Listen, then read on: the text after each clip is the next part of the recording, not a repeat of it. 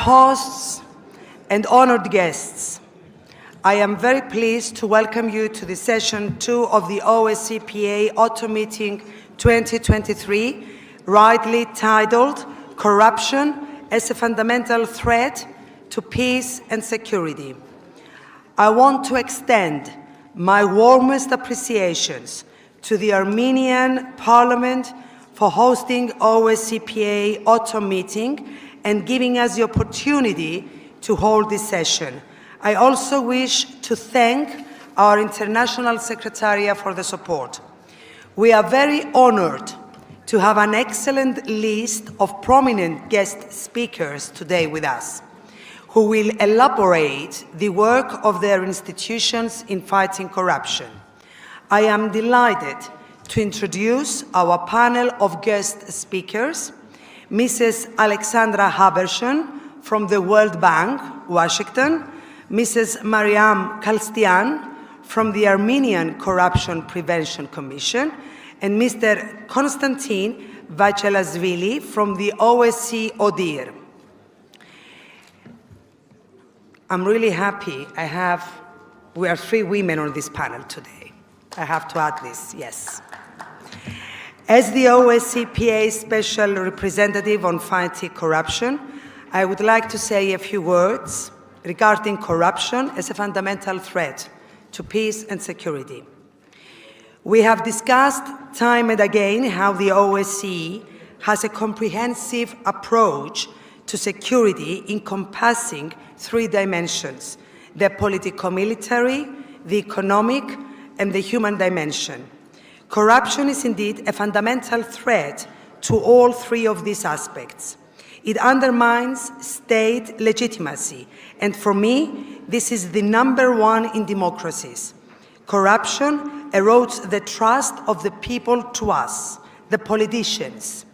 It erodes trust to institutions because they are seen as a vehicle for private gain of those who pull the strings, not as a vehicle for service. Corruption also undermines state capacity. It is diverting resources to serve the private interests of the few at the expenses of the many. It is hampering, in reality, the resilience and the potential of our economies. Health, education, and infrastructure can suffer by less than optimal decisions taken by corrupt officials. The security and defense sectors are no exception either. There are examples where the influence of private interests over public policy is so disproportionate that it completely derails action in critical areas. Corruption is also exacerbating inequalities among different groups in society, especially the poor and marginalized. And this is exactly the kind of situation that provides fertile ground for foreign actors to interfere to promote their own agenda, or for terrorist groups to recruit supporters. And I will not shy away from mentioning my own country's shortcomings, because this is a recipe for failure. This week, the International Consortium of Investigative Journalists has unveiled some new information that very few private, legal, and accounting offices in Cyprus might have helped Russian oligarchs evade sanctions. So the Cypriot citizen was paying high economic and diplomatic costs as a result of the sanctions, while some extremely rich lawyers and accountants were helping oligarchs evade them. This is a telling example of how corruption undercuts state aims, even foreign policy. Grand corruption is particularly dangerous as it leads to state capture. This is when high-level officials are able to use their control over their legislative and regulatory powers to legalize their activities, or to weaken oversight and enforcement. They can, at times, interfere directly with the justice system and with national parliaments as well. They use their influence to evade political accountability and to evade prosecution, to even evade exposure from the media. So, what can be done? Is it perhaps an issue of mentality? No. Democratic institutions and processes must provide checks and balances on the power that public officials hold and on how they are using that power. And parliaments are an integral part of the system of checks and balances. We must ensure accountability. Our own accountability will not just happen. It is initiated and sustained by effective processes. As parliamentarians, we can be faced with dilemmas. Sometimes corruption may seem to be coming from friendly political spaces. We must be able to navigate this process. We can't put party discipline above transparency. We can't weaken our accountability standards if we fear they will harm political friends or allies just to score cheap political points, because this too is unethical. And this is not a theoretical discussion. There are many practical measures to take. We can make sure that committees controlling public expenditures are chaired by the opposition. We can make sure that whistleblowers and journalists are well protected. We can make sure that judicial processes are free from interferences, but that there is accountability for their choices as well. We must make sure that full transparency related to the beneficial owners of private companies is guaranteed.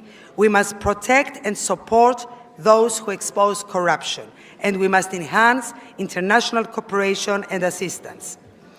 Combating corruption is an investment to growth, to democracy, and ultimately to security. Now, the perspective from the World Bank, the ODIHR, and Armenia will provide useful insight into these matters. Our first guest speaker today is Mrs. Alexandra Habershon, Program Manager, Global Lead, Anti-Corruption Governance Global Practice in the World Bank. Since 2011, Alexandra has coordinated the activities of the World Bank Group's International Corruption Hunters Alliance, has designed and delivered anti-corruption training programs and workshops, and coordinated special research projects. Her most recent policy and technical research has focused on whistleblower reporting mechanisms and protections, and the development of data mining methodologies to detect and deter corrupt practices in public contracting and development financing. She has operational experience in Latin America, Africa, Eastern Europe, and Central Asia. Dear Alexandra, thank you for accepting our invitation and coming from USA to Yerevan to share your insight with OSCPA delegates. I'm eager to hear your perspective on fighting corruption and learn more about the activities of the World Bank on this matter. The floor is yours.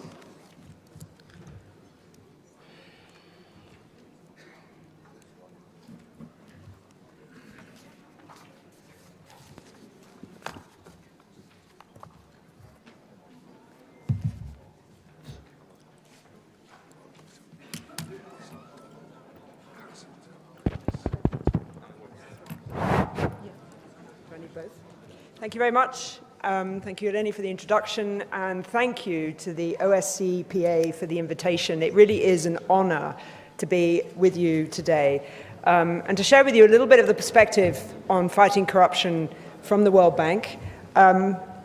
Just make sure the slides are there. When the World Bank asks key stakeholders in the countries where we work, what is most likely to contribute to the failure of economic and social reform, I think everyone in the room here might not be surprised to hear that the top answer is corruption. When we share that information in other settings, it often causes surprise. But that is, in fact, the top reason why key stakeholders think that economic and social reforms are likely to fail. We typically associate corruption with financial cost as you just heard from Irene, it is not only financial, obviously. We worry about corruption because it undermines our ability to achieve development objectives. And it undermines results in education, in health, all human capital outcomes. It dissuades foreign investment and weakens the functioning and inclusiveness of markets. It undermines gender inclusion. And two, I think, areas of really important focus for the World Bank today. It will undermine our response to climate change, and it exacerbates conflict. And that is the focus of today's discussion. So I'm going to say a little bit more about the work that the World Bank does in the context of corruption and conflict. There's a lot of research now in this space. We have evidence that shows that corruption is a driver of conflict and can exacerbate fragility. Why does it do that? How does it do that? How does corruption drive conflict? Well, it undermines the capacity of institutions to deliver basic services, to respond to shocks, to absorb shocks, and to provide security. As a result, corruption also undermines the perception that governments are serving all communities and groups equally and inclusively, and thereby it damages trust in institutions. Therefore, addressing corruption should be at the heart of peace and reconstruction efforts. Something else that we've learned, and that the research has shown from conflicts around the world, that a short-term emphasis on stability in peace settlements can overlook the risks posed by corruption. It is a compromise often that will cost a lot more in the long term. It can prolong conflict, and it will undermine institutions or state building in the long term. Crucially, corruption can also heighten the risk that armed groups and criminal networks will exploit the situations of conflict, and this can also make conflict last longer. And the speed and the scale of investments in reconstruction themselves present new and heightened risks for corruption. This is critically important in all parts of the world where vast increases in foreign aid are being put towards reconstruction efforts. Something else that we've learned from years of experience is that the sequencing and the prioritization of anti-corruption reforms will vary by country and situation. So what do we do to address this problem?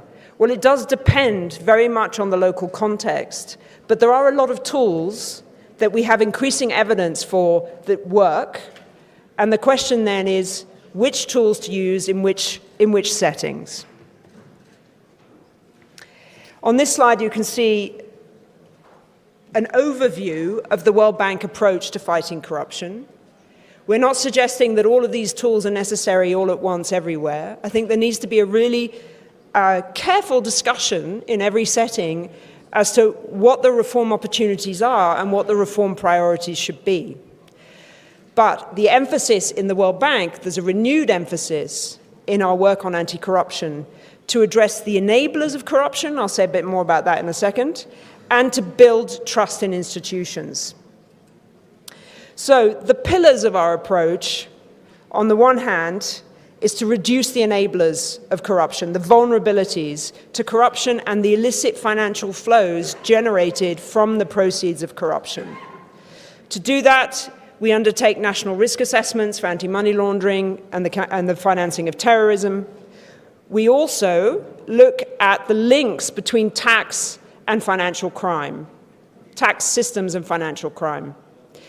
We help governments recover the proceeds of corruption, stolen assets. The Stolen Asset Recovery Initiative is a joint initiative of the World Bank and the United Nations Office on Drugs and Crime. And perhaps one of the most important areas of both policy reform and technical implementation that we're seeing internationally is the adoption of beneficial ownership disclosure requirements. the World Bank is working with countries around the world in setting up beneficial ownership registers, whether that be within the National Corporate Registry, within the electronic procurement system, or through the Tax Administration Authority for access by law enforcement. Another pillar of the work that we do at the World Bank in fighting corruption is to strengthen accountability institutions and the rule of law. This means building institutions, national anti-corruption authorities, and the tools that we use to promote accountability in public administration, so income and asset disclosure systems and whistleblower protections, among the many others that are possible. We're also working with supreme audit institutions to help them digitize and automate the detection of risk and to be able to conduct real-time audit, not just ex-post audit of risk. We are working with justice systems to help them modernize through the digitization of procedures, the publication of court decisions, merit-based recruitment, asset disclosure, and training for investigators and judges, for example, in financial investigation and asset recovery.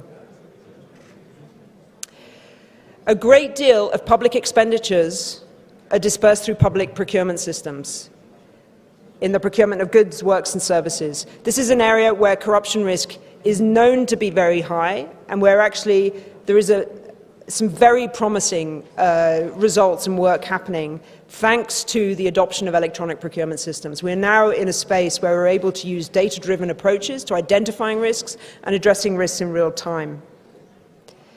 And we are broadening our use of digital technologies in anti-corruption, not just in electronic procurement systems, but to innovate in the use of AI and artificial intelligence to identify risks across public administration using administrative data, open data, and also microdata, so transactional data as well. And lastly, the last pillar, coalitions for reform. Making progress in anti-corruption in any setting is very difficult, if not impossible to do, without having effective coalitions in place. And that can be collective action with the private sector or working with civil society. We're helping in some countries build up civil society observatories to build data literacy amongst oversight organizations.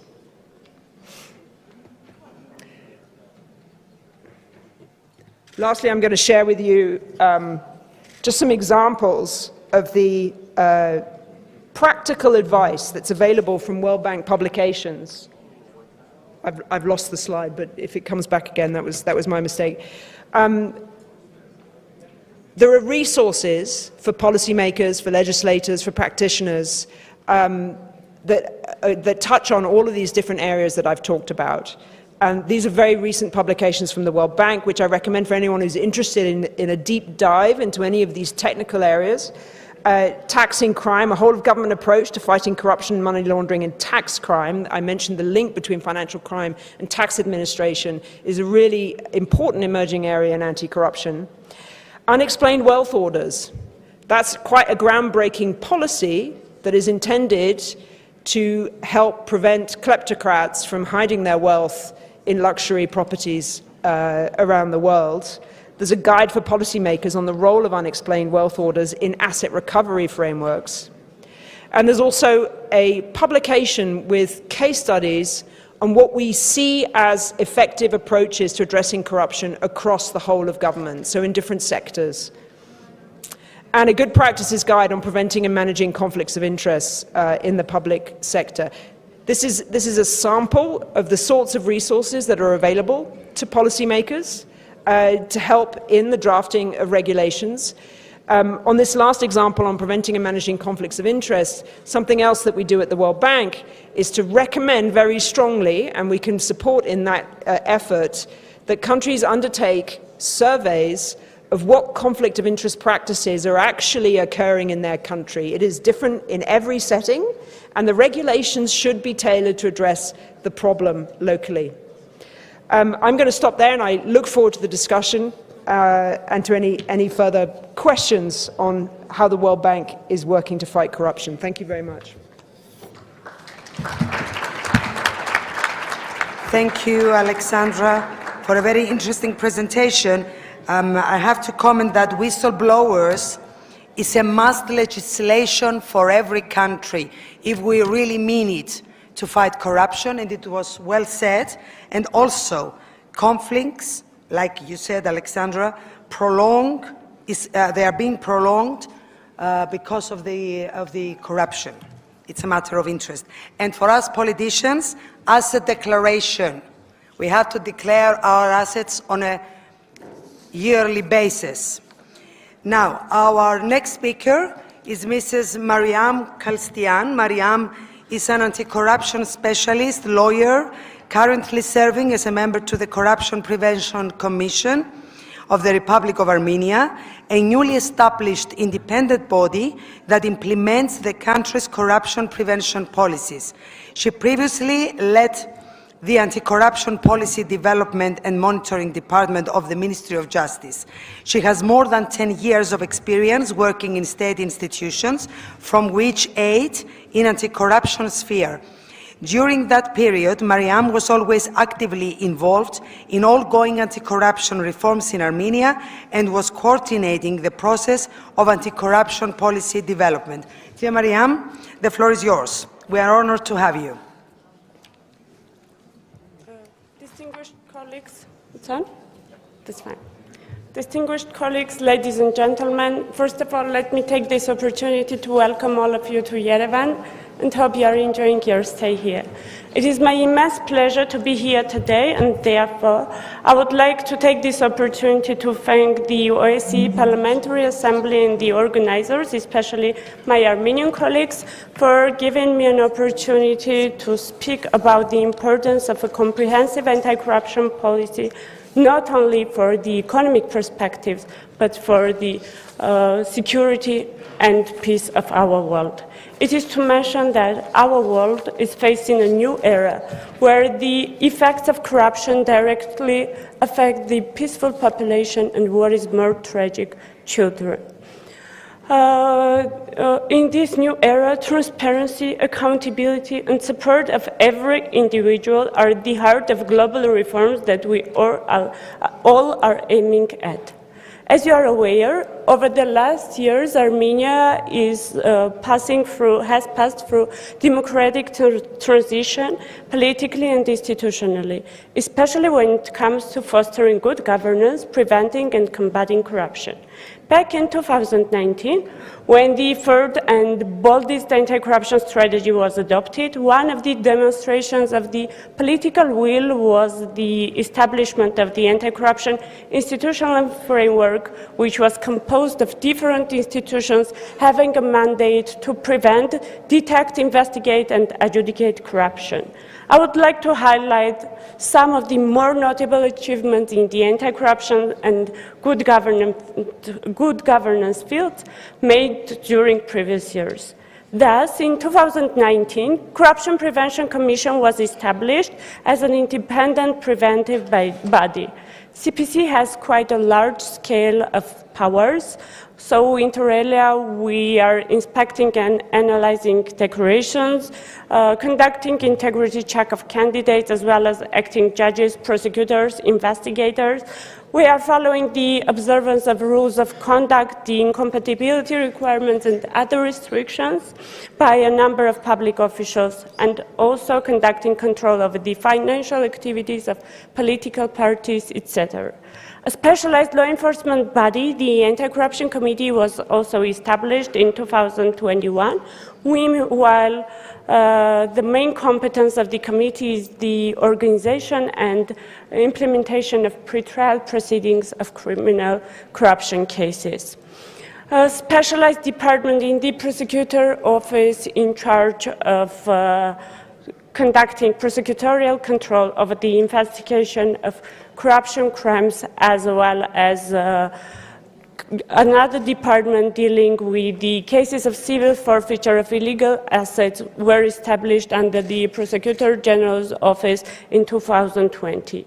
Furthermore, now 3 instances of anti-corruption courts are fully operational. It is also worth mentioning that the integrity of all the officials included in the anti-corruption institutions was checked and the staff received specialized training. As a representative of the Corruption Prevention Commission, I'm happy to say that for the first time in Armenia's history, an emphasis is made not only on the fight, but first of all on the prevention of corruption and on changing the mindset of people. In this regard, it is to highlight that Armenia has a robust legal framework for asset declarations with a comprehensive coverage of public officials and a broad content of declaration. Now we are obliged to submit not only asset and income declaration, but also interest and expenditure declarations. What is more motivating, in 2023, the new electronic platform for declaration was launched, and our next vision step not only includes strengthening the efficiency of the analysis process through the establishment of automated cross-check and risk-based analysis mechanism, but also it is planned that the integrity check questionnaires, reports of the political parties, gift registry, and online corruption risk assessment tool will also be part of this platform. As you can see, digitalization is a main part of our daily routine, since along with the new challenges, it imports tremendous benefits. If applied properly and wisely, information technologies can be a great benefit to our lives and will contribute to simplified administration, transparency, and reduction of discretion. Importantly, after 3 years of practical work related to integrity check, we can attest that despite the advisory manner of the CPC's opinion provided to the appointing agencies as a result of checking processes, there are only few cases where persons who have received negative opinions have been appointed or promoted. This comes to show the direct impact of the Commission's work regarding the prevention of corruption through integrity checking process. It shall be also mentioned that in recent years, the legal framework for prevention and managing conflict of interest, including incompatibility rules, gift regulations, was significantly improved. Model Code of Conduct for public officials and its interpretative manual have been adopted, and what is more important, hundreds of public officials and candidates have been trained on integrity issues.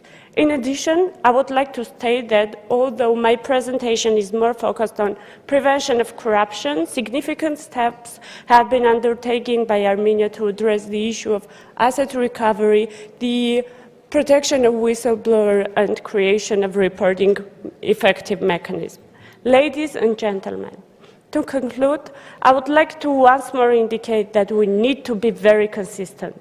Even with the best institutional systems and the strongest mechanism in place, we will never succeed without changing the mindset of people up to zero tolerance towards corruption. Therefore, for us, those who work at DCPC, it is crucial and exciting that day by day we are witnessing changes in the behavioral culture of public employees, which comes to prove that we are not working to punish, but to give them a chance to change their way of thinking. We should not forget the final beneficiaries of our fight, the people to whom our efforts should serve. So we should encourage and engage with them on this path to building democratic states. We strongly believe that the reforming path and efforts directed to the fight against corruption will safeguard economic development, security and stability not only within the country, but also throughout the region. Thank you for your attention. Thank you, Mariam, for sharing your valuable experience in fighting corruption here in Armenia. Our final speaker today is Mr. Konstantin Varchelasvili, the head of the Democratization Department. You see, there are also men who are doing a good job when it comes to fight corruption. Of the OSCE Office for Democratic Institutions and Human Rights, ODIHR, which is mandated to support the OSCE participating states, among others, in developing rule of law-based democratic institutions, respecting principles of transparency, accountability, equality. The floor is yours, Konstantin. Thank you. Thank you very much, Madam President, distinguished members of the delegations, Excellencies, colleagues, ladies and gentlemen. It is my great pleasure to be here. And first of all, I would like to thank OSCPA for the kind invitation. It is indeed a privilege. I need to do something with my phone. Okay. It is indeed a privilege for me to be here in Yerevan and to participate in this assembly meeting, to be part of this important discussion, to be able to share some observations as well as to inform about the work of ODIHR in this respect. I will try to focus on the human dimension aspects of corruption, issues of public integrity, importance of the rule of law and effective democratic institutions, and independent justice as well. As you know, it was after the Second World War when international norms, or human rights-related international norms proliferated. Issues of public integrity, issues of the democracy and rule of law became of concern for the international community. Through the UN treaties, OSCE commitments, regional instruments, states have pledged to each other to respect these values and principles. However, back then, the focus on corruption was not as prominent. And it was in mid of, or maybe second half of 90s of the last century when we started to see the adoption of the international treaties, such as UN Declaration Against Corruption and Bribery, Council of Europe Conventions on Corruption, or UN Convention Against Corruption, and many other. Today, threat to security and stability posed by corruption is recognized internationally by UN, by OSCE commitments, and others. And let me also recall in this respect the Charter for the European Security of 1999, adopted at the OSCE Istanbul Summit, as well as the OSCE Strategy document for the economic and environmental dimension, together with many others, recognizing a great threat to the OSCE's shared values, great threat of corruption to the shared values which generates instability and reaches into many aspects of the security, economic and human dimensions. States have committed in response to integrate these international standards into their practices, to promote openness, transparency, accountability, and rule of law-based public sector. They pledge to prevent and combat corruption by enhancing good governance and promoting oversight. And I'm quoting here the relevant parts of the document, the Copenhagen document of 1990, Ministerial Council Dublin decision of 2012, Tirana document of 2020, and so on. And although at the level of international organizations, corruption is being addressed regularly, it rarely appears on agenda of a high-level bilateral exchanges. Many participating states do more and more proactively in fight against corruption, but they don't rush to hold each other at account for corruption practices.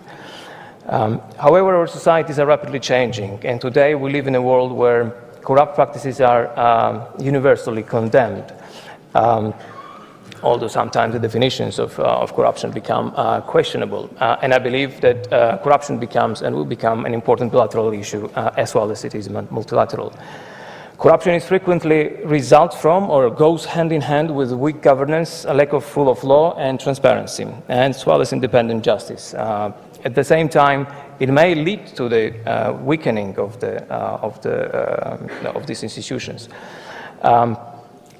These fundamental deficiencies can lead to interstate or intrastate conflicts, and it was mentioned by a number of speakers yesterday that war in Ukraine, security challenges which many neighboring states are facing as a result of this war, as a result of the invasion of the Russian Federation in Ukraine, conflict in wars in South Caucasus, humanitarian crisis in Nagorno-Karabakh created unprecedented challenges to the OSCE, which indeed find itself at the crossroad. However, it should also be mentioned that we did not arrive at this crossroad unexpectedly or out of sudden.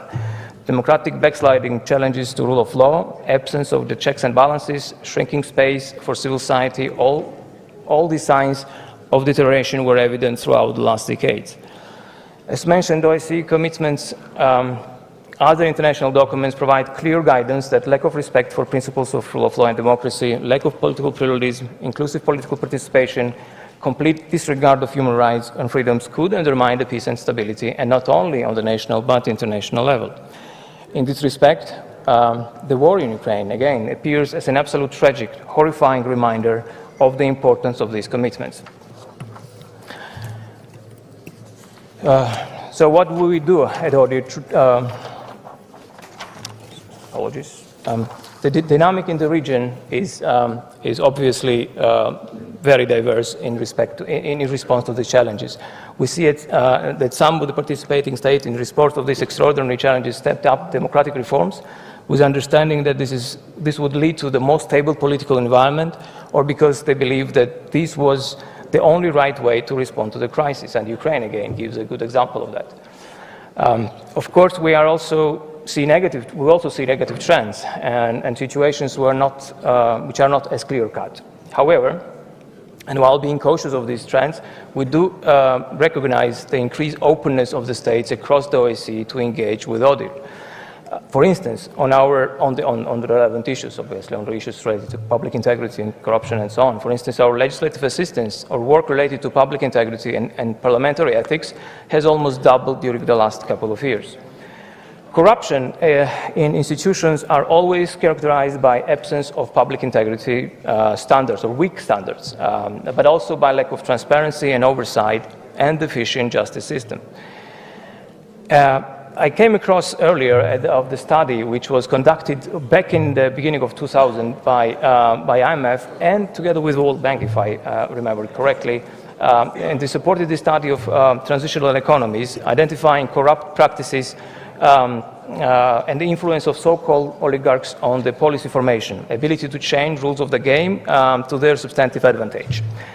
IMF commissioned paper identified interesting trend. It particularly found that among the countries that were most corrupted by wealthy interests were partial reformers in both political and economic terms.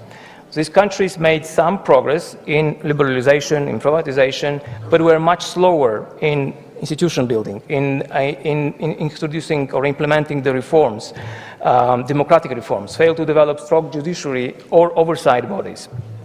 Furthermore, political regimes of these states were characterized by the greater concentration of power and limitations on political pluralism.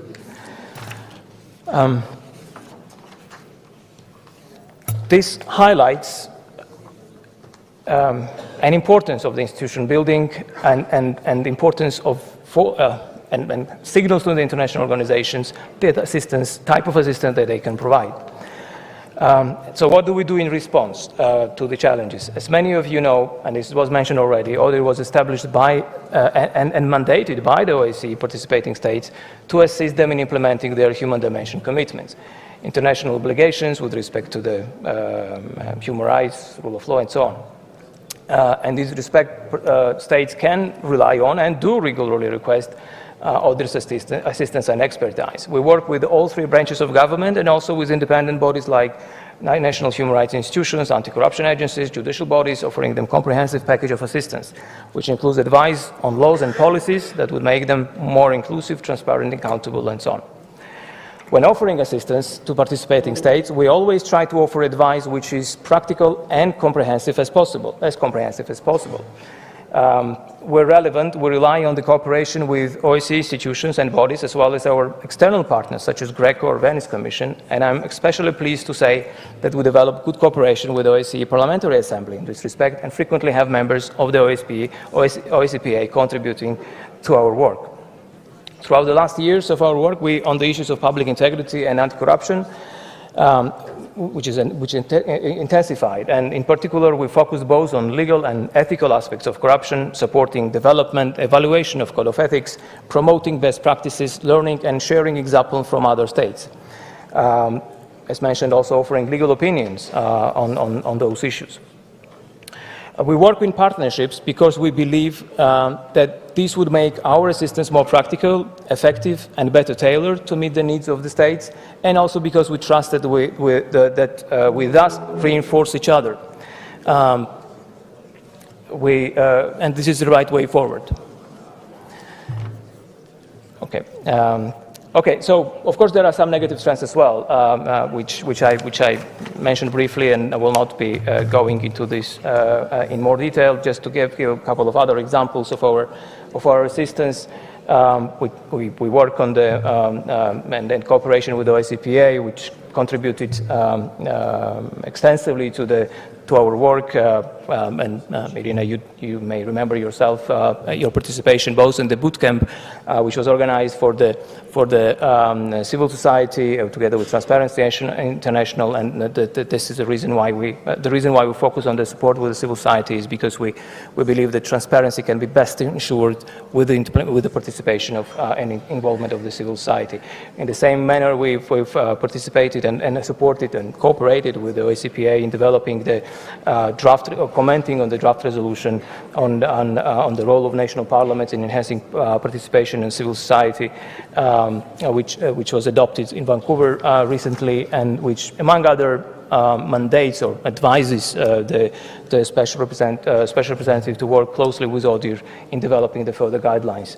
We work with OSEA as well, and many others. I would not list all the examples of our work. Just maybe at the very end,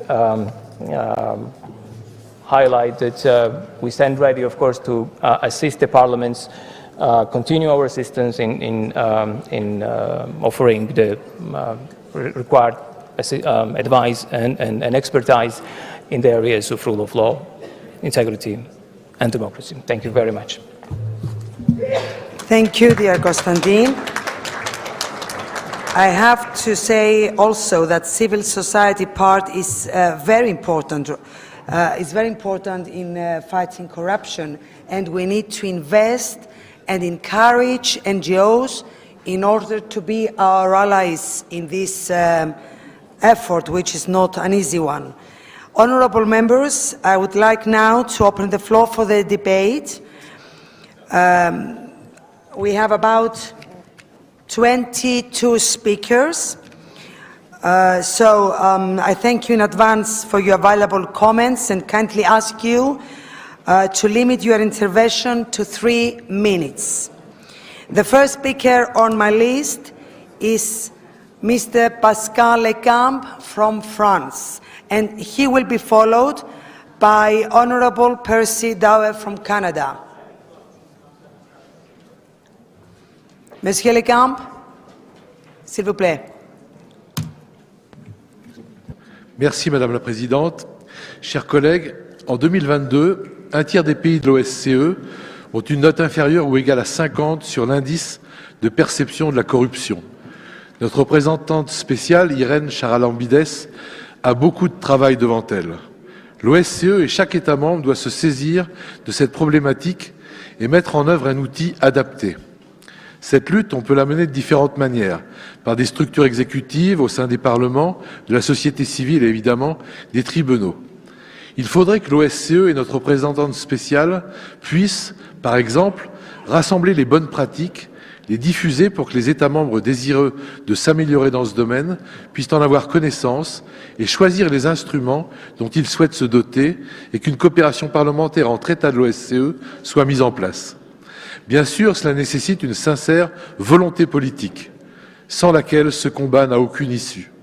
En France, la lutte contre la corruption à tous les niveaux, dans tous les secteurs, est une priorité. La France s'est donnée d'un plan pluriannuel de lutte contre la corruption, ainsi que d'institutions et de procédures destinées à empêcher, poursuivre et punir tout comportement répréhensible.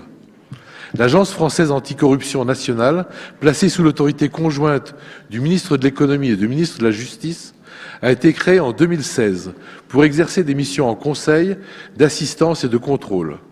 Elle a pour mission d'aider les personnes, morales ou physiques, à prévenir et à détecter toutes les formes d'atteinte à la probité, faits de corruption, de trafic d'influence, de concussion, de prise illégale d'intérêt, de détournement de fonds publics et de favoritisme. La Haute Autorité pour la transparence de la vie publique est une autre institution indépendante chargée de promouvoir la transparence et l'exemplarité de tous les responsables publics, notamment les membres du gouvernement et leurs collaborateurs, les parlementaires, les exécutifs locaux et les membres des autorités administratives indépendantes. de contrôler la déontologie, d'encadrer le lobbying et de diffuser une culture de l'intégrité. Elle mène également des actions de coopération avec la société civile et des actions à l'international pour faire connaître son action et partager ses bonnes pratiques. Ainsi, chaque parlementaire doit, dans les semaines suivant son élection, lui remettre une déclaration d'intérêt et d'activité qui sera comparée à la fin du mandat à une autre déclaration qui pourrait mettre en évidence d'éventuelles prises d'intérêt illégales. Tous les collègues français ici présents ont eu affaire à cette institution. Ces déclarations sont publiques, publiées sur Internet et consultables en préfecture. Par ailleurs, l'Assemblée nationale s'est dotée d'un déontologue chargé de contrôler l'utilisation de l'argent public, du respect de l'interdiction des emplois familiaux pour les collaborateurs, de prévenir ou de faire cesser les conflits d'intérêts des députés. Il est vital pour notre région que la situation en matière de corruption s'améliore. Et je sais qu'Irène ne ménage pas sa peine et mène ce combat sans relâche. Nous la remercions collectivement ici. C'est dans l'intérêt de tous et de chacun pour un monde meilleur, gage de confiance, de sécurité et de paix en Europe. Je vous remercie. Merci, Monsieur Le Camp. And the next speaker is Honorable Percy Downey from Canada, and he will be followed by Mrs. Maria Karapetian from Armenia. Thank you. The floor is yours, Mr. Downey. Thank you, Chair, and I'd like to thank the panel members for their very impressive presentations today. I found them very informative. Colleagues, corruption comes down to one thing: money. Illicit financing, money laundering, and tax evasion are a growing problem that pose a significant threat to security and stability in the OSCE region. The money hidden in tax havens must come back to their home countries. If people can hide money in tax havens to avoid paying taxes with no personal impact, we are not treating everyone the same. The losses incurred by companies from illicit transactions are staggering. In 2018, over 2,300 countries lost a total of $1.5 trillion to financial crime, to bribery, corruption, money laundering, fraud, and cybercrime. I want to emphasize that these are not victimless crimes. Rather, tax evasion and the use of tax havens have a major impact on our society. Reduced tax revenues impact the abilities of governments to address public policy challenges, and they drive up nations' deficits and debt. Furthermore, they place an unfair burden on those who do pay their taxes, causing them to pay more to make up the shortfall. As partners in the OSCE, we owe it to one another and to our own citizens to take actions on these global problems. In 2017, Canada joined like-minded nations in enacting our own Magnitsky Law, named for Russian lawyer Sergei Magnitsky. The law permits Canada to enact a variety of sanctions against corrupt foreign officials, including freezing their assets that they hold in our country. Canada recently passed a law requiring federal regulated corporations to create and maintain a list of their beneficial ownership. My own bill to combat international tax evasion is currently before the Canadian Parliament. Among other measures, this bill would require Canada's Federal Revenue Agency to report all convictions for domestic and overseas tax evasion and to report on the tax gap. Many of our partner countries here today have already implemented this type of legislation. As the OSCE Special Representative on Corruption has suggested, the best plan to end the flow of illicit finances is through close cooperation. We are strongest colleagues when we act together. Thank you. Thank you, Mr. Downey. And now, Mrs. Maria Karapetian from Armenia, and she will be followed by Mr. Khalil Shnopche from Northern Macedonia. Thank Maria. you very much, Madam Vice President. Dear colleagues, it is such a pleasure to see you all in Armenia. We have dedicated this session to the connection between corruption and threats to security. In this respect, of course, the biggest threat to peace and security is when weapons are sold to corrupt regimes because these corrupt regimes do not use these weapons for legitimate defense. These corrupt regimes use these weapons to defend their corrupt regimes. Yet, I would like to shift the conversation in a positive key and to talk about how the fight against corruption is actually conducive to peace and security, also similar to how our speakers have highlighted for us today. A corruption-free state and society goes hand in hand with democratic, transparent, accountable institutions, healthy institutions, that is to say, from the army to electoral institutions, from schools to ministries. And this means resilience. Resilience is an important defense shield in our modern societies, especially in an era of hybrid wars that include not only conventional arms, but also information technologies, ideologies, and whatnot. So it is with this understanding that we in Armenia have coupled our aspirations for regional peace in the South Caucasus with a very strong domestic agenda for reforms, including the fight against corruption. And let me highlight this by our budget discussions that are underway in the Parliament of Armenia, like in many other parliaments around the world in these fall months. We compare the numbers of our 2024 budget to the numbers of our 2018 budget. The reason for this being that in 2018 was a turning point for Armenia's democratization. So in 2024, the revenue portion of Armenia's budget will be double the revenue portion of 2018. Capital expenditure for 2024 will be triple the capital expenditure of 2018. Our healthcare budget will be double the healthcare budget of 2018. Our education budget will be more than double the education budget of 2018. How was it possible to double the revenue part of the budget, especially in just a few years? Thanks only to the relentless fight against corruption and a free economy. And we're sure that our path to peace internally and externally in our region lies through building a more resilient, a more democratic Armenia. Thank you very much. Thank you, Maria, and I want to make a reference that you mentioned what's going on in your country, like I did before. It takes a courage to speak up how you are changing things in your own country. Thank you.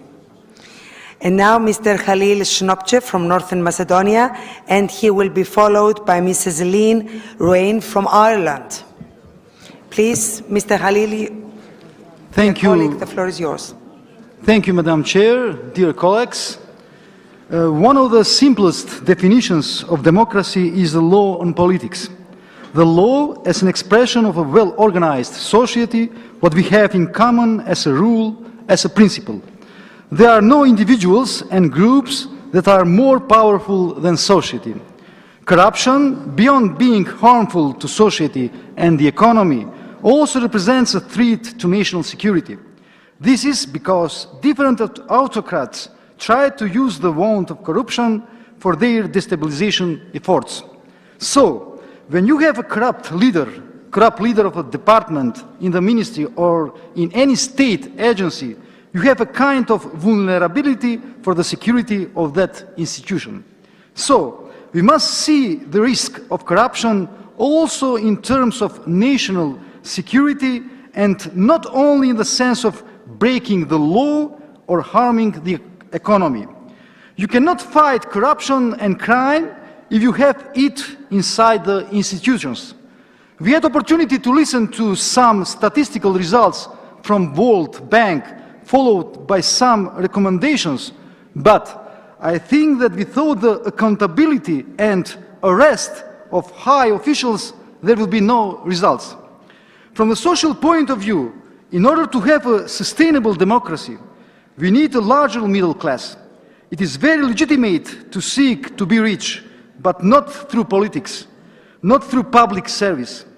If you want to be rich, try your luck and skill in business. In public sector, you must remain in the middle class.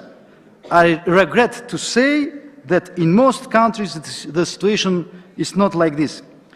In the Peloponnesian War, Thucydides lays out an explanation for the corruption that marked the beginning of the fall of the superpower, ancient Athens. The plague marked the beginning of corruption in that city. No one was willing to insist on what they thought was good because they believed they would die before that good was accomplished, are the famous words of Thucydides. Even today, man's disobedience to what he believes is good marks the beginning of corruption and decadence. Therefore, first of all, we must engage in the values for which we believe they are good. This should be everyone's effort. Without this, we cannot prevent corruption. Thank you. Thank you. I marked your reference to Peloponnesian War, and I'm looking forward to being in your country in a week's time, dear colleague. Thank you. And now, Mr. Joe Wilson from USA, the floor is yours for 3 minutes, and he will be followed by Mr. Pavlo Frolov from Ukraine. Thank you.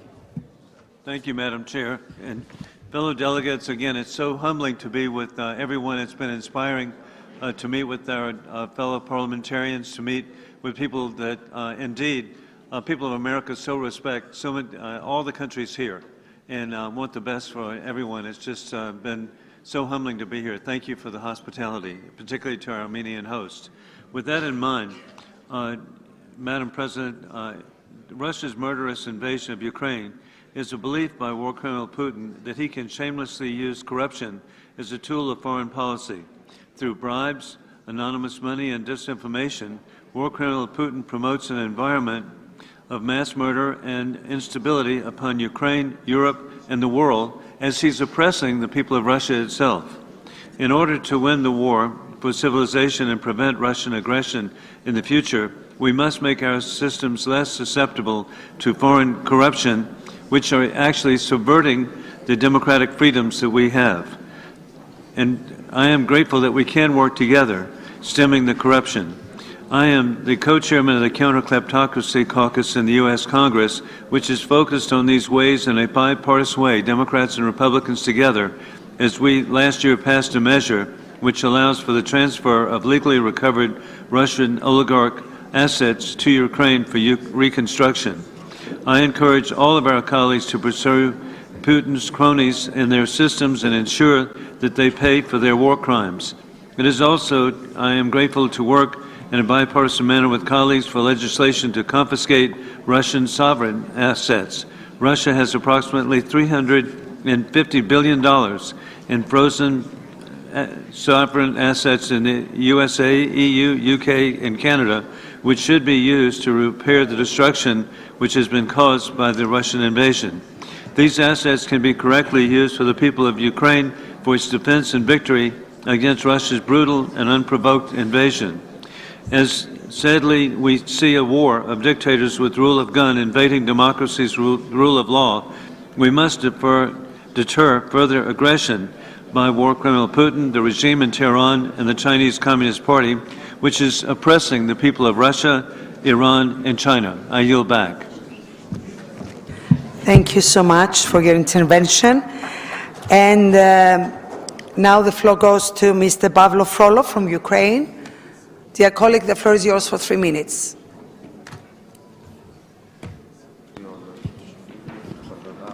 Dear colleagues, I urge you to keep in mind that Ukrainians are paying the ultimate price, their lives, for the values and principles of our organization.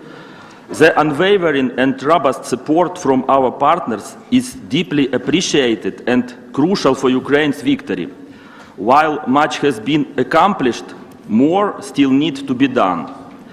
In order to approach the end of the Kremlin's terror regime, we should prioritize the fight against corruption by eliminating various illegal schemes that enable Russia to evade sanctions.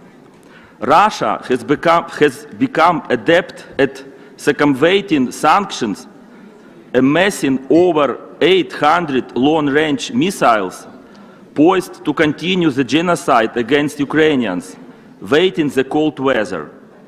It's imperative to expand the sanctions coalition, implementing secondary sanctions on those who defy the existing ones.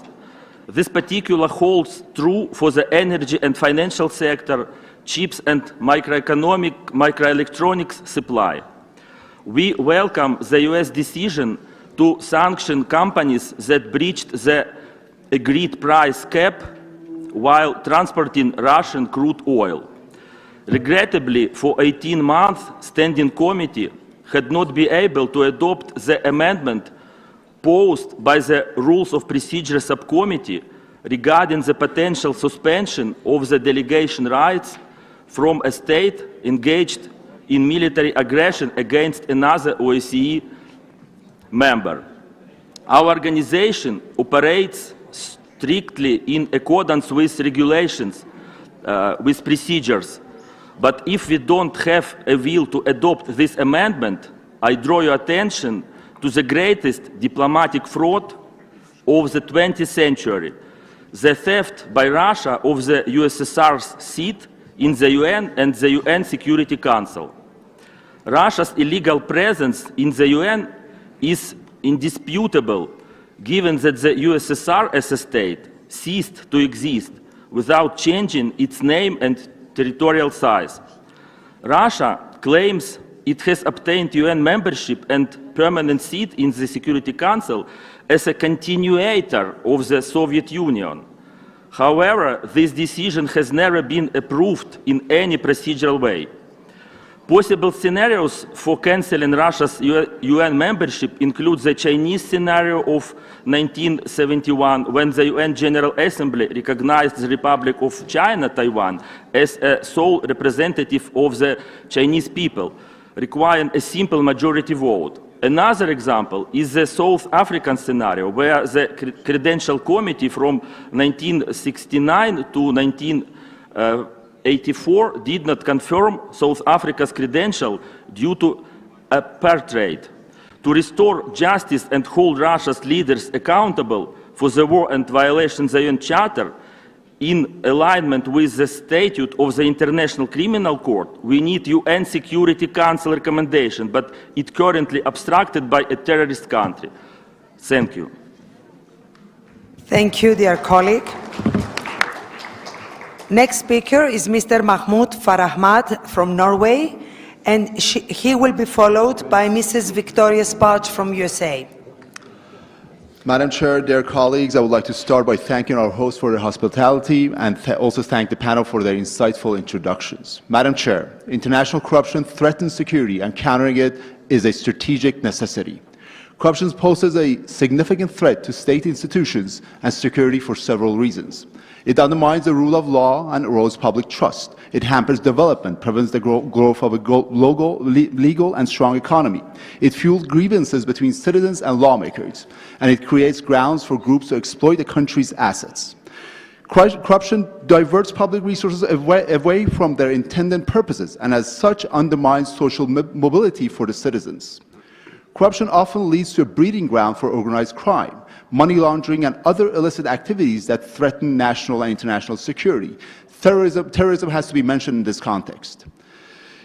It has to be said that the terror organization Hamas, that has controlled Gaza for 17 years, is probably the best example of the effects of corruption. Their supporters in Iran and Moscow are clear examples of states that are corrupt through and through and use funds acquired through corruption to fuel terrorism and wars. As it was mentioned by the experts here today, corruption may be fought through promotion of transparency and accountability in governments and business practices. Strengthening legal frameworks, enforcing anti-corruption laws, and encouraging citizens to partake can also make a difference. It's important for countries to collaborate and share information to combat corruption globally. OSCE is continuously working with these measures, and they are mentioned in several of our previous declarations. But more must be done. The best way to fight corruption is going after the money. Freezing assets and diverting them to help those impacted by corruption must be an independent goal. As an international anti-corruption court will also be a giant leap towards a more credible international approach in this fight. It would help countries to collaborate and share information more effectively. I would urge us as an institution to continue to be a clear voice in the fight against corruption and for strong institutions. Thank you for your attention. Thank you, dear colleague. And now I give the floor to Mrs. Victoria Sparch from USA, and she will be followed by Mr. Stéphane Demilly from France. The floor is yours. Thank you so much. I appreciate you having this conversation because I think it's a very serious issue that not just for developing democracies, but also for established democracies. And I think we probably need to do a better job. There is a lot of democratic backsliding, and if you want to really be effective dealing with corruption, you really need to strengthen democratic institutions within countries, and that's something that's been neglected for a long time. And I think this organization might need to start looking at that and start really paying attention.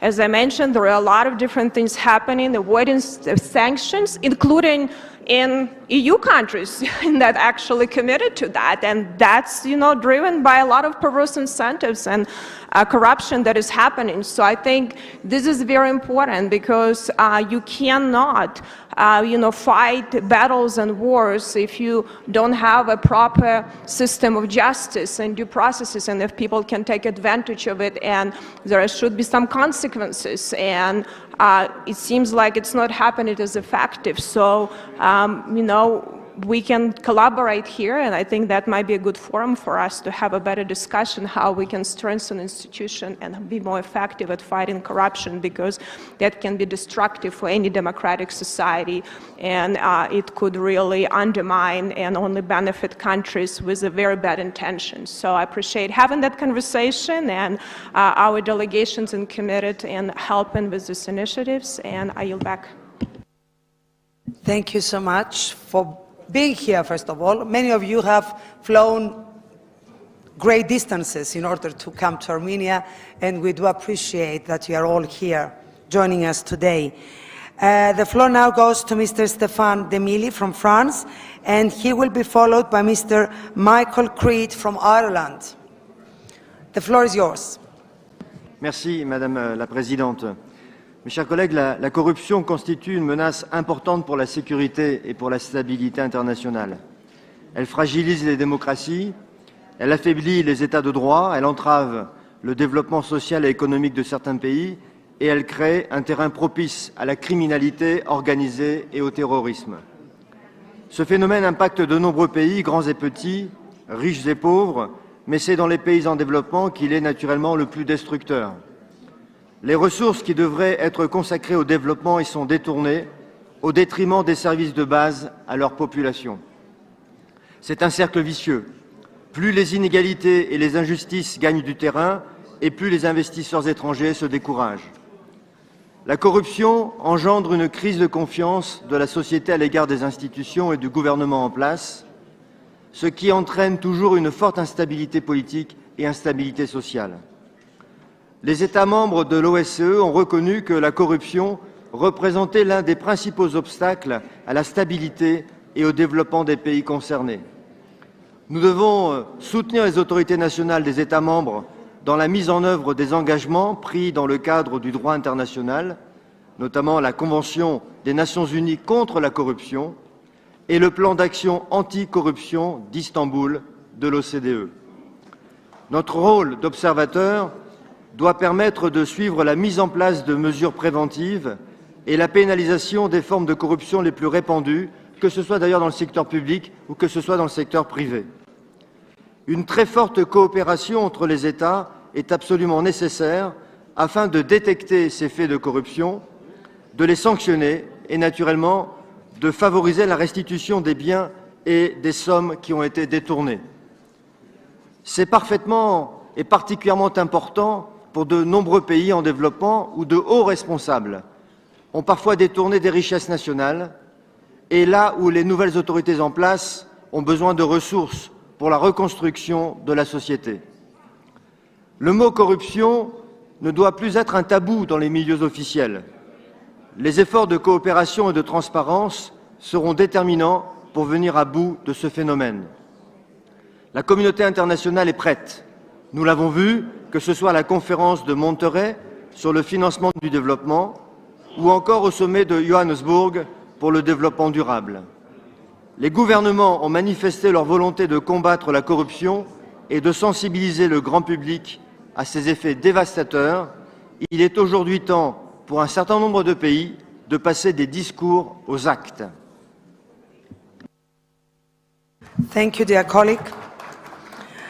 Now I give the floor to Mr. Dilovoldiev Nodit from Uzbekistan, and he will be followed by Mr. Denis Karas from Belarus.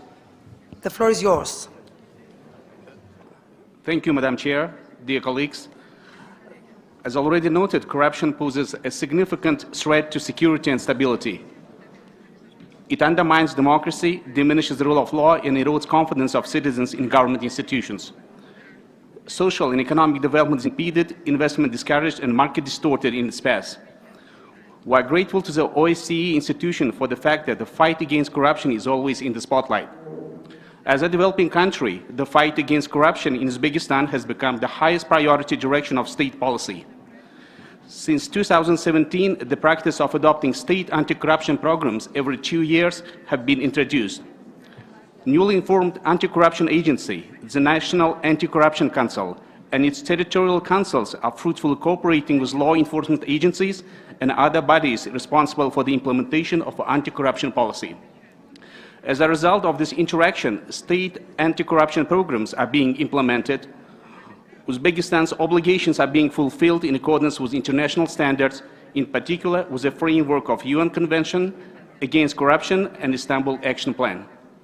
The first time in history of Uzbekistan, the practice of preparing a national report of anti-corruption by the agency has been put in practice. This report should be published annually in the media and provides detailed information on the work carried out by the state bodies, civil society, institutions, and the media to combat corruption. In addition, in recent years, a number of reforms have been implemented aimed at ensuring openness, transparency, and accountability of the activities of government bodies, strengthening public control. As a result, the regulatory framework in this area has been radically improved. Another of Uzbekistan positive practices in the area of corruption prevention has been in the introduction of compliance control in all state authorities and enterprises with a state stake. Major reforms have also been carried out in the area of public procurement, which are reflected in the adoption of a new version of the Public Procurement Act, which reflects the inclusion of the agency in the list of supervisory bodies in this area. Furthermore, it's noteworthy to mention that the effectiveness of reforms aimed at combating corruption in Uzbekistan is being recognized by the international community. In conclusion, I would like to say that Uzbekistan is firmly committed to its international obligation in the fight against corruption and is open to any international cooperation in this area. Thank you for your attention. Thank you, Mr. Nodit. And now the floor goes to Mr. Denis Karas from Belarus, and he will be followed by Mrs. Valérie Boyer from France. Merci.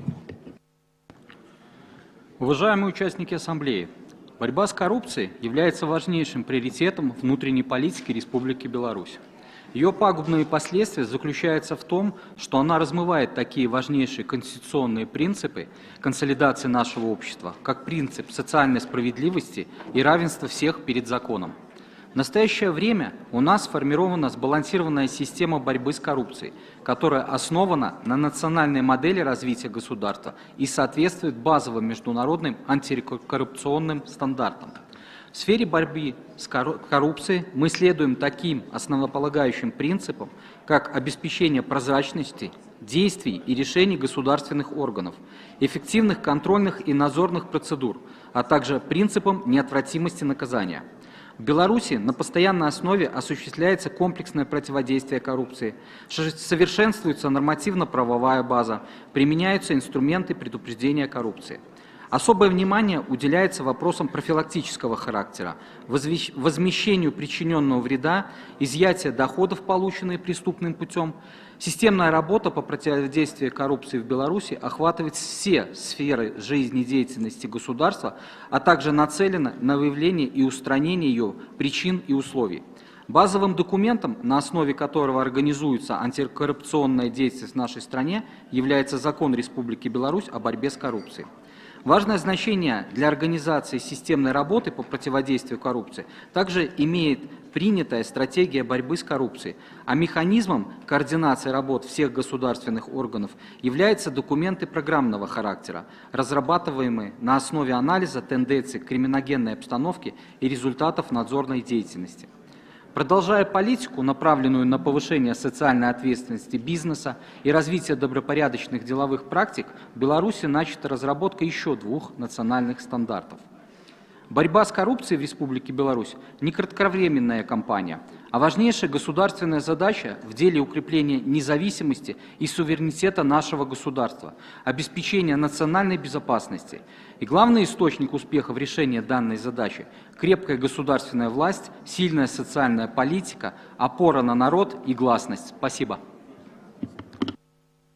Thank you. Thank you, dear colleague. And now the floor goes to Madame Valérie Boyer from France. Madame Boyer, the floor is yours. Votre microphone. Merci. Pardon. Merci Madame la Présidente, merci mes chers collègues. La corruption sape la démocratie, l'état de droit et le développement. La corruption, effectivement, touche tous les pays, mais représente un obstacle majeur au développement des pays les plus pauvres. La mise en œuvre du plan d'Istanbul de l'OCDE doit être promue efficacement et développée. Pour des pays de l'OCDE et pour d'autres pays, des indices ont été mis en place. Mais permettez-moi d'insister sur 2 points. La première, c'est peut-être de faire en sorte qu'ici, à l'OSCE, nous développions des bonnes pratiques à partager. Vous savez que la France s'est dotée d'un plan pluriannuel de lutte contre la corruption, avec l'Agence française anticorruption qui a été créée en 2016, avec la Haute Autorité de la transparence et de la vie publique qui touche et qui demande au gouvernement, aux membres du gouvernement, à leurs collaborateurs, aux parlementaires et aux membres des autorités indépendantes de déclarer les sources de leurs revenus. Beaucoup d'organismes publics, et notamment le Parlement, se sont dotés de déontologues.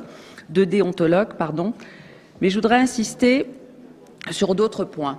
On parle souvent d'évasion fiscale, mais il existe aussi d'autres façons de corrompre qui s'appellent aussi le noircissement. Il n'y a pas que le blanchissement, il y a aussi le noircissement, c'est-à-dire le détournement de fonds publics à des fins ou d'aide sociale, à des fins de corruption ou même d'actes beaucoup plus graves, d'actes de terrorisme. Cela, malheureusement, a été décrit pour la France. Et puis, il y a un dernier point qui, pour moi, me semble extrêmement important. Au sein même des pays de l'OSCE, certains pays subissent l'influence d'autres pays de façon extrêmement importante pour des décisions qui peuvent atteindre la vie politique. Cela a été décrit pour la Russie, mais il y a d'autres grandes puissances, comme la Chine, comme ça a été dit, effectivement, qui interviennent très largement dans des prises de décision, ou d'autres pays qui pratiquent ce qu'on appelle la diplomatie du caviar et qui permettent, malheureusement, à des influences qui ne sont pas en faveur de la démocratie ou du développement de s'installer dans nos pays. Aujourd'hui, il est très important que l'OSCE se dote de ces d'outils partagés pour lutter contre la corruption et probablement aussi d'outils qui fassent en sorte qu'entre pays de l'OSCE, nous ne subissions pas ces influences néfastes qui entravent la démocratie. Je vous remercie. Thank you, Valerie. And now Mrs. Yevgenia Kravchuk from Ukraine.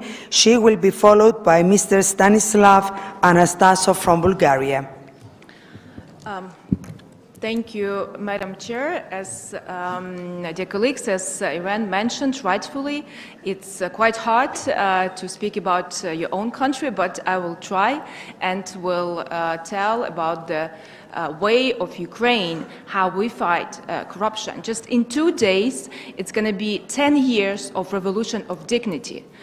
When people went to protest against the corrupt government, against the corrupt president who wanted to steal our European future.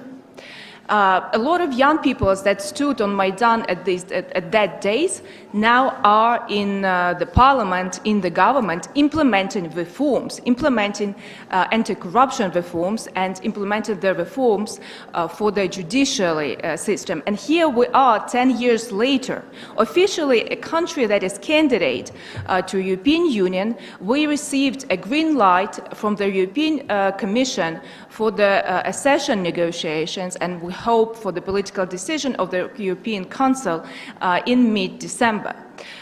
What have we done on this path?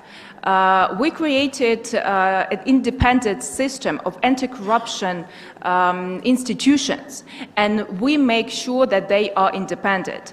After this session of OSCE, I return to my parliament and we will vote for another legislation to ensure the total independence, for example, of the Special Anti-Corruption Prosecutor's Office. We have a Special Anti-Corruption Court, we have Special Anti-Corruption Bureau, we have Special Anti-Corruption Agency. We are all politically exposed persons until, basically the end of our days, and our families as well, under strict financial monitoring. And we do this first for the people of Ukraine because they need a better future. We do this to ensure the stability in our own country and the democratic institutions. And I think crucial role in this is also freedom of media and the strong NGOs that can report about the corruption cases. And that's also in Ukraine, some of the investigations started after the independent investigations from NGOs or journalists. Also, I think this is the best way to answer this Russian propaganda that they try to spread in your countries as well, that Ukraine is a failed state, Ukraine is a corrupted state, and that they do, I know why, because they want to cut the help that we receive from other countries. And to end my speech and to conclude my speech, during the Revolution of Dignity 10 years ago, I was pregnant at the last month of pregnancy. My daughter, she is the same age of this path, of these reforms. And we do this for the better future of our children. We want our children to live in democratic, free country in European Union. Thank you. Thank you, dearest Yevgenia. And now the floor goes to Mr. Stanislav Anastasov, and he will be followed by Mrs. Paula Cardozo from Portugal. Thank you. Thank you, Madam Chair. Distinguished colleagues, there is no doubt that corruption poses a great danger to our values and our security, especially in the light of the unprovoked Russian military aggression against Ukraine and the sanctions against Putin's regime, and Iran's financing of terrorist organizations like Hamas and Hezbollah. It's of utmost importance to eradicate all premises for corruption in our own countries in the OSCE region. Ladies and gentlemen, I'll give you just 2 examples which show clearly that corruption can cost many lives. The sanctions against Putin's regime must ensure that not a single cent from our economies goes to Russia or Russian companies, because it goes then to the Russian army and private military companies such as Wagner. In my country, right now, members of the Bulgarian parliament are conducting a large-scale EU-wide investigation into the Bulgarian oil refinery Lukoil Neftuhim and its operation, which is owned by Lukoil Russia. It looks like the refinery has abused the derogation granted by the European Commission to Bulgaria to process crude oil from Russia to generate huge profits by the price difference between Brent and Urals oil. Putin's regime in the past 10 months only has raked in extra €1 billion for its war chest from the Bulgarian and European citizens, a crime that cannot happen without the participation of high-ranking officials and public servants, which should be brought to court. Sanctions evasion has also contributed to the brutal, unprecedented and horrible terrorist attack against innocent Israeli citizens on October the 7th, because it allowed the terrorists of Hamas to get armed. That's why Israel has the full right to defend itself and to defend the lives and security of its citizens. Distinguished colleagues, we as parliamentarians have the right and the duty to scrutinize our governments and to cooperate internationally so that we can ensure in a very open coordination that not a single cent goes to Putin's regime or other terrorist groups such as Hamas and Hezbollah and then used to kill innocent citizens in Ukraine, Israel or elsewhere in the world. We should also ensure that every official or civil servant who was involved in activities that led to that is brought to justice. Thank you. Thank you. And now the floor goes to Mrs. Paula Cardoso from Portugal, and she will be followed by Mr. Nicolas Samcharache, my friend from Georgia. Thank you. Thank you, Ms. Vice President, dear colleagues. In 2022, the IPC highlights show us how corruption and armed conflict fuel each other and threaten peace. This year report points out that corruption diminishes the state's ability to protect its citizens. On the other hand, conflicts create a breeding ground for corruption. In this complex scenario, fighting corruption, promoting transparency, and strengthening institutions are key measures to prevent further conflict and preserve peace. Corruption undermines the ability of governments to protect people and erodes public trust, increasingly leading to the control of security threats. On the other hand, conflict creates opportunities for corruption and subverts governments' efforts to stop it. Even countries with high CPI scores play a role in the threats that corruption poses to global security. Countries in the top-ranked region, Western Europe and the European Union, have been at a standstill for more than a decade or have declined over the past 5 years. Undue influence over decision-making, poor implementation of integrity safeguards and threats to the rule of law continue to undermine the effectiveness of governments. The conclusion is that democracy is in crisis, and one of the main reasons is the discrediting of political systems, parties and leaderships. The discredit began with corruption and gave rise to extremist movements. Criticism of governments for thinking only about their individual interests and not of the common good is increasing.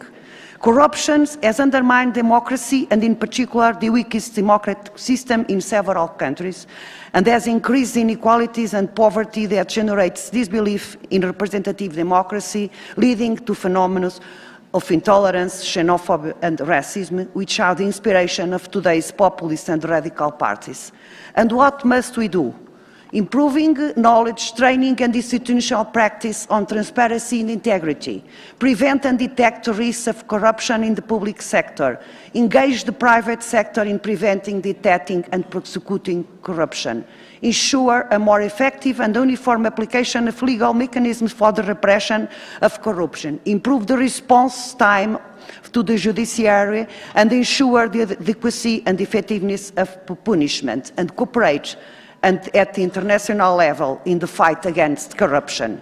This is an effort we all have to make, save democracy, to protect fundamental rights, to promote peace, because our greatest defense against growing conflicts still is and will be democracy. Thank you. Thank you. And now the floor goes to Nicolas Samcharache from Georgia, and he will be followed by our last speaker for today, Mr. Richard Coles from Latvia. Thank you, Madam Chair. I come from a country which was 20 years ago one of the most corrupt countries in Europe and maybe also in the world. In the last 20 years, Georgia has made a remarkable progress in fighting against corruption. And last year, Georgia made in the top 20 of the countries that are free from corruption in the public sector in a survey made by the World Bank. So that shows an incredible reform that my country has undergone.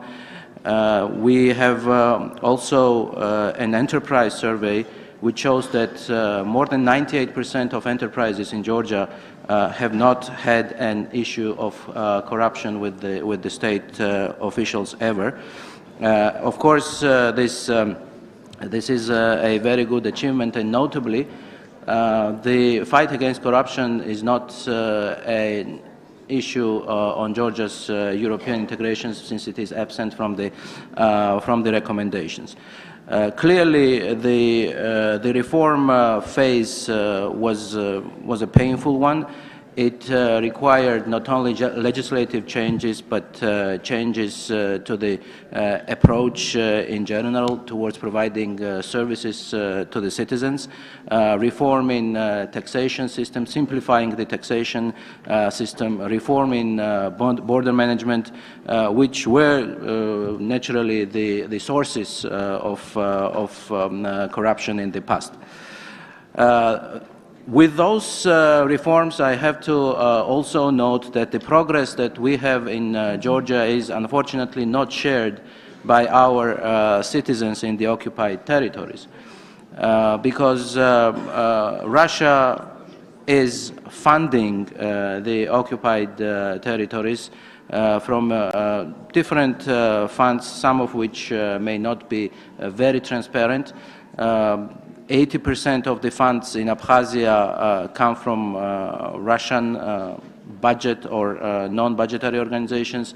More than 90% of funds in Tkhinvali region also come from Russian budgetary and non-budgetary organizations. So that is a clear demonstration of the fact that dubious financial resources are hindering achievement of peace and stability, and of course are feeding the regimes that are violating international law principles, especially the territorial integrity principle. Thank you.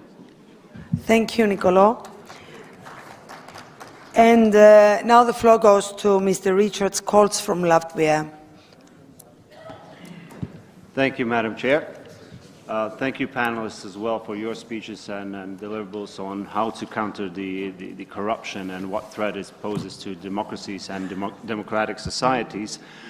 Obviously, there is a lot to be done at the legislators level for our respective countries as well, and I think the number one is transparency. Transparency when it comes to who owns what and where. So with this, obviously, I'm pointing to the area of true beneficiaries. We should ask ourselves, if we look at our legislative framework, do we see that this particular company or this entity or this NGO, that we see the true beneficiary? Can we answer that truly saying, yes, we know who owns what? Then we might be okay. But I think the majority here in this room representing your countries, I think that is the biggest challenge, stumbling block, to reveal the true beneficiaries of companies, entities, and etc. So this is where we need to step up on the improvement of our legislation. Of course, in line with human rights, with privacy rights as well, but obviously corruption should not be hiding behind privacy laws and etc. It has to be exposed. And if we're talking about exposure, obviously what we have heard from previous speakers, the one country that really comes out when it comes on discussions on corruption is Russian Federation. And it should be no surprise to that, because, you know, for years the main commodity or service that Russia exports, it's not crude oil or gas, it's corruption. It's endemic corruption, it's metastasis of corruption. And we should actually look at the trends, what we're seeing even after 24th of February. We see that, well, there is, and I think it's a proof that if you're higher on the index of rule of law, you have less corruption, and it is somewhat a law. And Russia is in 113th place in this corruption index. And what we see, countries, for the past year and a half, the trade volume is on a rise with Russia. And it means, is it obviously with very clear and transparent operations, business operation? I doubt it's not. It's actually countries being involved in bypassing sanctions, circumventing, providing these assistances, and that is a part of corruption. Last point I wanted to make is actually corruption is not only political, it's business corruption, and I would actually argue that we can see corruption in civil society through NGOs, where, you know, they're receiving different funding and echoing different messages that actually are playing into hands of autocratic countries. So the corruption is not just classical business or political, it goes beyond. And last case, what we see, the loudest one, Continental, a prominent German journalist who's been, you know, declining for years on asking, do you receive any funding from Russia? No, now apparently it seems receiving 600,000. And then we look what these journalists, for example, have been writing for years. Obviously defending autocratic positions. And I think this is where we have to step up on our national legislation. There is no one recipe medicine at international level to cure this, but at national level, that is the place. And I would ask, since I'm the last speaker, sorry, I don't want to abuse too much of this time. I want to actually, for the panelists who gave speech, just to reflect on what they have heard, and if there's something they want to also kind of, you know, propose for the delegations as well to bring back home. Thank you. Thank you, Mr. Coles. Now, dear colleagues, thank you for your interesting interventions. You obviously covered all areas, and yes, I will ask the panelists to comment on what they have heard from all of us. Before giving the floor to the panelists, I want to say two things, dear colleagues. Do not cover up for the parties, even if you belong to one, and do not cover up for your governments. We have to care about the people. We have to care about our citizens. They are voting for us. We are obliged to them. They are confident that we will fight for them. So let's do it. No cover-ups for parties or for governments.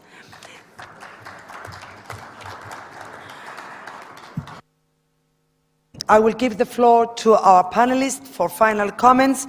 I will start the other way around. First from Konstantin. Any comments, Konstantin, on what you have heard from my colleagues?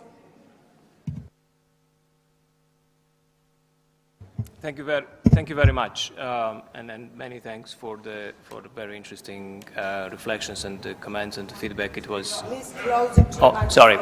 I said thank you very much for giving me the floor, and then of course for all the feedback and the comments which we received.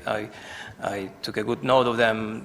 They do provide a lot of food of thought for our future work as well. I'll make a couple of observations in response to what I've heard, and maybe also to note that some of the delegations which took the floor represent the countries with which ODIHR works currently or used to work in a recent past, and I will just mention maybe some of the examples of this work, which in a way responds to the discussion which was ongoing. For instance, when speaking about our cooperation with Armenia on political party regulations and the issues related to specifically on the issues related to the influence of money on politics and oversight of the work of the political parties, that was one of the key areas addressed during the party reform in which we were involved. We engaged there were several stages of this cooperation, engaging first by identifying the deficiencies of existing regulations, facilitating expert exchanges, offering legal opinions to the first draft and to subsequent drafts, and so on.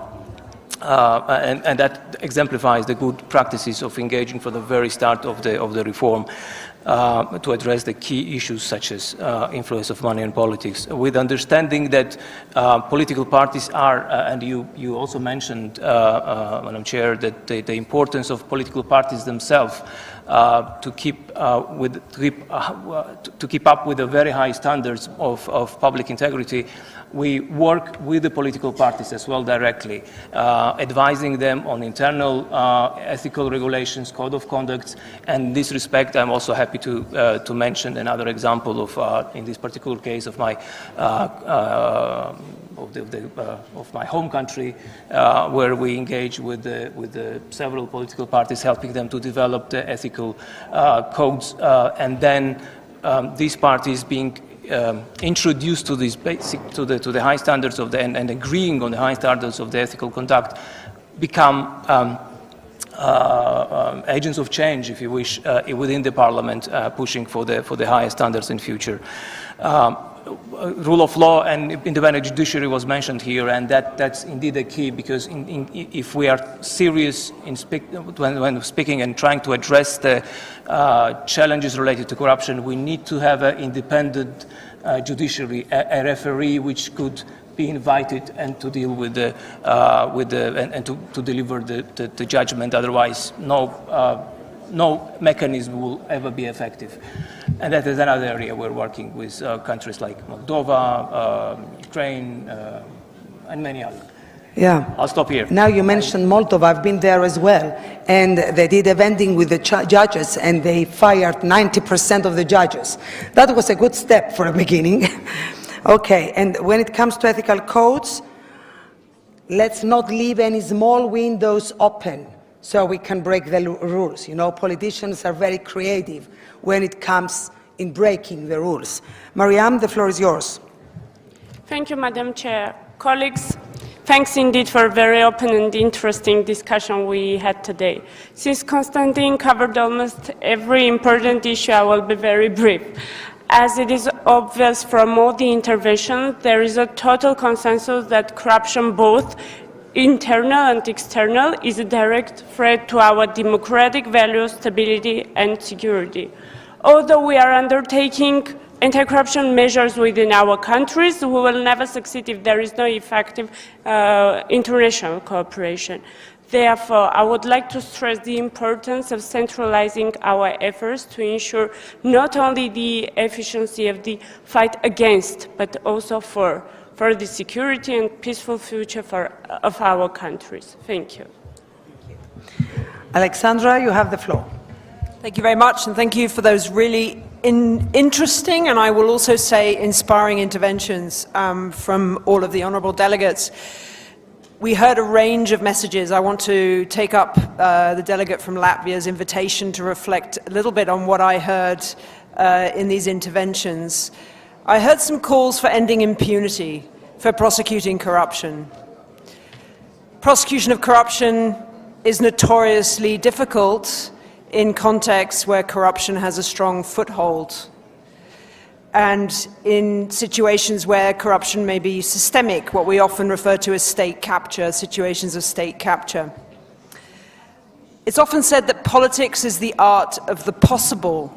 So our job, the international community, regulators, legislators, policymakers, our job is to make corruption difficult. So we've heard a range of tools and approaches for doing that. It is not just about enforcement, where enforcement is possible. It is also about accountability and transparency. And we heard from all of the national delegates the range of approaches that are being adopted in different countries. I'd also like to reflect, I think, on a really useful strategy that we heard from the delegation from Armenia, which is to emphasize the positives, the outcomes. We heard that the efforts to control corruption in Armenia have resulted in greater revenues. There is more budget to be spent on education and health. And the other thing that we need to focus on, we heard from quite a few of the delegates, is to share best practices. This is something that international organizations like the World Bank can certainly help with, to share the best practices that we have already collected and the work that we do with other international organizations to collect best practices to share with you. The gentleman from Latvia, and I think he wasn't, there were others who also spoke about the need for transparency and beneficial ownership.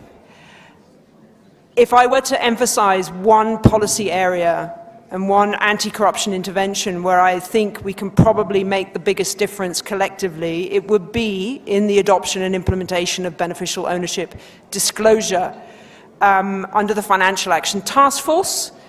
Those requirements are quite clearly set out for all countries to follow and adopt. What is more difficult is to make sure that the registers are working. So this is my final sort of reflection on what I've heard this morning. If all of the delegations present here today were to commit to enforcing and implementing beneficial ownership disclosure in their countries, I would also ask that they emphasize that those regulations include provision for making sure that those registers are actually working as intended. And this can be done quite effectively through data mining and data analysis. This is something that we're pushing quite heavily at the World Bank. So thank you again for the opportunity to reflect back. Thank you, Alexandra, Mariam, Konstantin, for being here with us today. Well, in order to make corruption a difficult venture, like Alexandra said, collaboration, we have to work together. We must foster partnerships with international organizations who know better than political parties and governments how to fight corruption. Don't forget civil society. Civil society can do a lot on this area, and we all have to develop mechanisms in order to fight corruption and punishment. Do not forget punishment. You have to pass on the message to everybody that punishment, and if the Attorney General is not doing the job, get rid of him. Now, in conclusion, let us recognize that the fight against corruption is not just a moral imperative, it is a strategic necessity for the maintenance of peace and security. It was well said. Some colleagues of mine mentioned terrorist groups. Well done. And this is one of the aspects we have to focus on. As representatives of the OSCE Parliamentary Assembly, let us unite in our commitment to eliminate corruption and build a future where justice, equality, and peace prevail. We owe it to the citizens of our countries. Now, I want to thank once more the Armenian Parliament for hosting this discussion, to all our members for being here this morning, and also the interpreters who have done an excellent job. Thank you, guys and girls over there back at the booths. Now, and now I declare the session 2 of the 2023 autumn meeting closed.